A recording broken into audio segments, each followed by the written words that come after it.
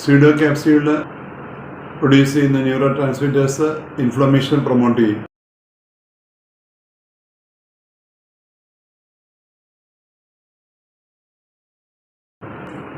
അത് proper wound ഹീലിങ്ങിന് സഹായിക്കും. അത് ഇൻട്രോ ഓപ്പറേറ്റീവ് ബ്ലഡ് ലോസ് കുറയ്ക്കും, പ്രോപ്പർ വൂണ്ട് ഹീലിങ്ങിന് സഹായിക്കും. ജംഗ്ഷണൽ തോൾ തിക്നെസ് 12 മില്ലിമീറ്ററിൽ കൂടുന്നത് നമ്മുടെ പ്രഗ്നൻസി സാധ്യതയെ കുറയ്ക്കും.